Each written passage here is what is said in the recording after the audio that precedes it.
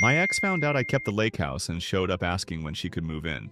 10 years ago, my fiance left me 3 weeks before our wedding. The worst part wasn't even losing her. It was losing what I thought was going to be her dream surprise. The $47,000 lake house I had secretly bought as a wedding gift. It used to belong to her grandparents. 3 bedrooms, a wraparound porch, a private dock looking out over the water. She'd been showing me photos of that place since our second date. Every time she talked about it, she'd get emotional because after her grandparents died, the house had been sold during a messy inheritance fight between her aunts. From the day she told me that story, I started saving. I worked overtime, skipped vacations, cut every unnecessary expense. When the house suddenly hit the market that January, I emptied my savings and bought it without telling anyone. My plan was to surprise her at the wedding reception with the keys. A month before the wedding, she went to Miami for her bachelorette trip. 10 days in South Beach with friends from college. She came back completely different. Quiet, distant, barely making eye contact. 2 nights later, she broke down during dinner saying she needed space and maybe we moved too fast. I asked if something happened in Miami and she kept saying she was confused.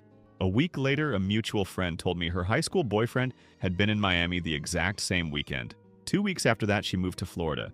6 months later, she posted engagement photos with that same guy. Meanwhile, I was sitting there with a lake house, a canceled wedding, and about $200 left in my checking account. My parents told me to sell it and move on. I almost did, but I couldn't bring myself to do it.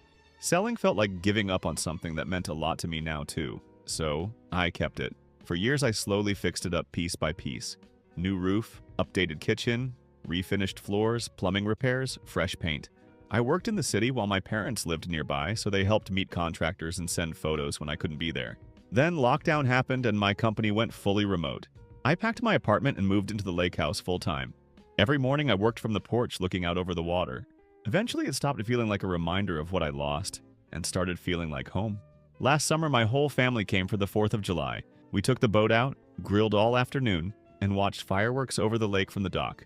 My sister-in-law took hundreds of photos and used one in her Christmas card. The whole family standing on the dock with the lake house behind us. That card somehow made its way to my ex's cousin. The Saturday before New Year's Eve, I was making coffee when someone knocked on the door. I opened it and saw my ex's mom and her sister standing on the porch. I hadn't seen them in almost a decade. Her mom looked around the property and asked if this was the lake house that belonged to her parents. I confirmed it was. She turned to her sister and then back to me and said they wanted to make a cash offer immediately. I told them the house wasn't for sale because it was my home.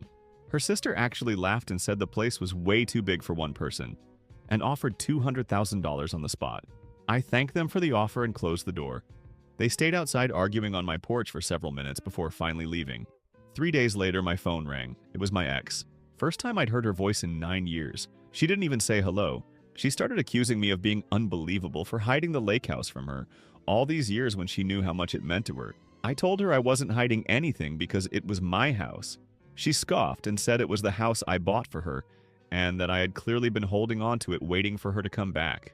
I honestly laughed because the idea was ridiculous. Then she said something even crazier. She asked when she could move in. I thought I misheard. She sighed like I was being difficult and explained that buying her dream house was obviously my way of saying I still loved her. She said she was making things easier for me and that there was no need for the whole romantic chase because she was divorcing her husband anyway. According to her, the house was meant for her and the timing was perfect. I stared at my phone in complete disbelief. The entitlement was almost impressive. I told her we weren't looking for a housekeeper right now, but I'd keep her number on file and hung up. Since New Year's, she has called dozens of times, leaving voicemails that swing from sweet apologies to completely unhinged rants. Her mother even showed up again with a lawyer demanding I sell.